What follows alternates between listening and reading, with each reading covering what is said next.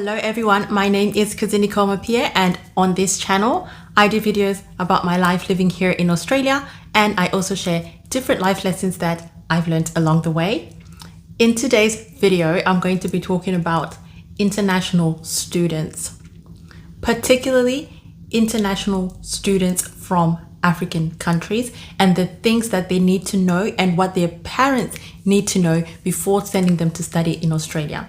And these are things that I have learned through my journey as coming to Australia as an international student, interacting with other African international students, and just knowing what happens to international students in this country. So first of all, I get a lot of questions from people who are keen to come to Australia to study something, maybe an undergraduate degree or postgraduate degree and stuff like that. And Australia is really good when it comes to their universities. From my experience, their universities are, the studying experience, I really enjoyed it. So if people are looking to come to Australia, I would really highly encourage it, and I will recommend Australia as a place to study, just because of the overall experience and support that you get through your study experience. Now, there's something that I want to highlight that I think is really important before you make the decision to come to Australia. And that is, unfortunately, Australia is a very expensive option for study. I don't know why that is, but I know that most of the money that they make for the Australian economy does come from their tertiary education. So it is a very lucrative industry. Australian universities are extremely expensive. And when you're comparing to other universities in other countries that people might go to, for example, America, Canada, UK, all those other countries, you will find that Australia is way more expensive when it comes to studying. And because of that, they know that they're very expensive, and they know how hard it is for people to maintain those expenses throughout the study journey. So they have very strict requirements. And when I came, you had to have a bank statement which showed that you had consistent saving of, was it 20 to 30,000 US dollars, I think, over a 3-month period. And you had to have other things to prove that you could financially sustain yourself. And I can tell you from my experience, from what people have told me and what I've heard, is that a lot of people from African countries, when it comes to the financial requirements to study, they meet the other requirements like, medicals, everything else that's required, they meet those requirements. But when it comes to financial, people do cut corners. And people would get maybe a bank statement from a relative, a family friend who would say that they're sponsoring them just so that they could get through to the visa process. And, the Australian government did eventually find out about this, and they tightened the restrictions even more. And how they found out about this is because a lot of the students that were coming, especially during the time that I was studying, I came in 2008. So let's just say from 2006, 7, 8, 9, all people who were coming during that period, they were providing all the relevant documentation. But when it came to paying the fees, they were not able to pay the fees. And a lot of people got disenrolled. A lot of people got deported back to their countries because they couldn't meet their visa requirements of studying and being able to maintain their enrollment. So that is something that is very important when you're considering coming to Australia, is that you might be able to meet the visa requirements initially by cutting corners. But I tell you what, once you are in this country, it will be extremely difficult to maintain your enrollment if you do not have that financial backing.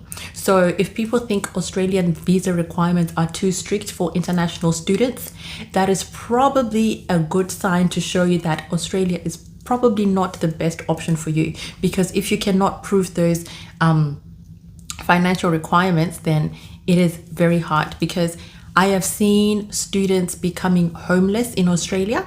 And again, I said I am focusing from students from African countries.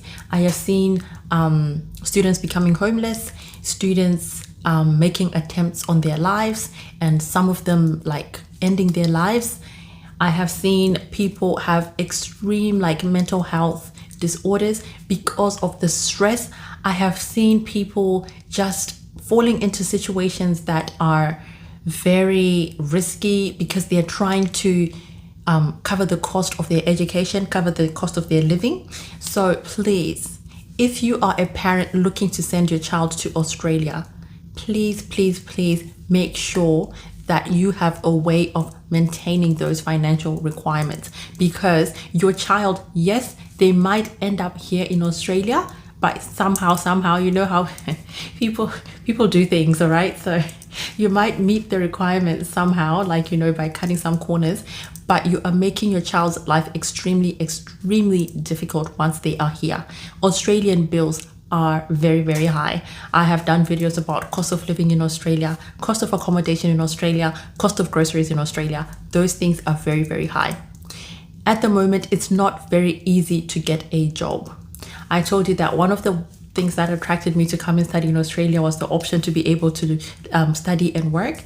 But getting a job in Australia is not easy. You don't just put an application up and then the next day you have a job. You can wait months, which was the case for me. I did wait some months to get a job here in Australia in 2008, and things have gotten even harder. So people can wait for several months before they have a job, even just a casual job, a menial job, whatever you want to call it. Even just like a job that doesn't pay you that much, you can wait a very, very long time to get that job. So if you don't have financial backing and you're a student and you're relying solely on your ability to be able to find a job and work, it's going to be extremely difficult. And the reason I want to really drill this in is, guys, I have seen it. I have seen what it does to students. You can have a child who's, you know, a good child, mentally healthy. They come to this country and they will be completely crushed and completely destroyed. Their self-esteem, their morale, everything about them, their mental health will be crushed because they cannot afford to live in this country. If you cannot afford to live in Australia and you're an international student, from my experience, now this is my personal experience, not just things that I've heard. When I was a student, and I did have times where I struggled financially. I had many times that I struggled financially. But one thing that I found was it was hard for me to seek help. In Australia, there are a lot of organizations that offer help to people who are struggling financially. There are organizations who do, like, you know, food, like groceries. They give you groceries and you can get maybe like government accommodation. There are all sorts of things that you can have, a lot of different assistance programs and stuff like that, and organizations, churches, like not-for-profits, all these people who help people. But as an international student, when I faced financial trouble, I found it very hard to reach out because I had a fear of being deported. I had a fear of, like, if people find out that I'm an international student and I'm struggling financially, they're going to know that, you know, what are you doing in this country? How did you even come here? And they're going to report me to immigration and I'm going to get deported. So I had those fears in my mind, and it wasn't only me.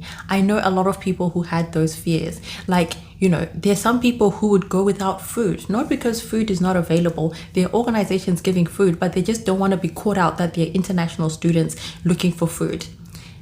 Now, if you are in that situation, if you're in Australia, you're an international student, you're in a situation where you are struggling financially, please don't do what I did and not go and seek for help or fear being deported. You don't need to tell anyone like the details of your situation. People are just usually willing to help you if they know that you're in need and you're in need of financial help.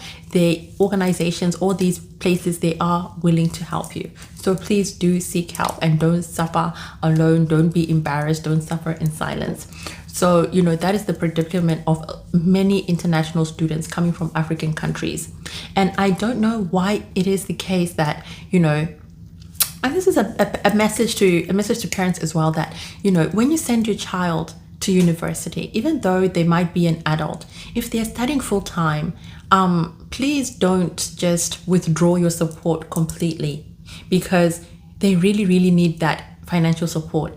Even though, you think they're old enough, they can get a job, they can fend for themselves. In a country like Australia, and you're studying and you're an international student, that is extremely difficult.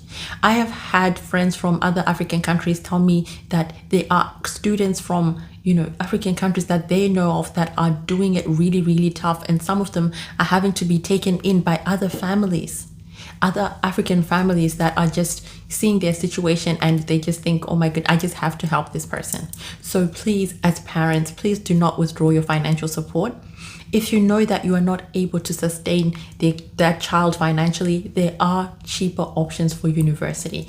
Australia is not the only country in the world to study. Yes, it is a good option. Yes, they do have good facilities. Yes, they do have a good experience for their students during their tertiary education. But let me tell you, that is not the only country in the world that has that. There are other cheaper countries. There are other cheaper countries even within Africa that have very good universities that produce very good students who can then later on come to Australia eventually once they graduate and get some work experience. They can have other avenues to come to Australia eventually if that is what they want to do. It is not necessarily through being a student that you have to come to Australia. So yes, that is something that I just wanted to really, really highlight. Do not be disheartened. If your dream is to come and live in Australia, you do not necessarily need to have those high education costs and study tertiary education in Australia and all that. You can study in another cheaper African country, get your degree. They are still recognized in Australia, get your work experience, and then apply for another visa to come. Even permanent residence visas are available in Australia. So please, please, please do not put pressure on yourself to come and study here if you can't afford it. Do not put pressure on your children, because it does not end well for a lot of people. There are people who have managed to do it and they have been successful. But let me tell you, if your child was not built for war, if your child was not built for the struggle, do not expect them to pull that off. Not all children can pull that off. And those that have managed to pull that off, let me tell you, they've got some battle scars. So please, please, please don't do it. Don't do it to yourself. Don't do it to your children, right? Make sure that you choose an option for study that is financially sustainable for you. Like, there are a lot of options, guys. There are a lot of options for tertiary education that are financially I've seen people from families that are, families that have the financial means, and they take a leap and want to send their child to Australia, but they're just falling a little bit short. But they had the financial means to be able to sustain that child in another country and really offer them the financial support that they need fully in another country. But they just took the leap and they overstretched themselves and they decided to choose Australia, and they were just not able to sustain that child. And let me tell you, it has long-term impacts on that individual who goes through those experiences. So please, if you have an option, please choose something that you can sustain. Choose something that you can afford.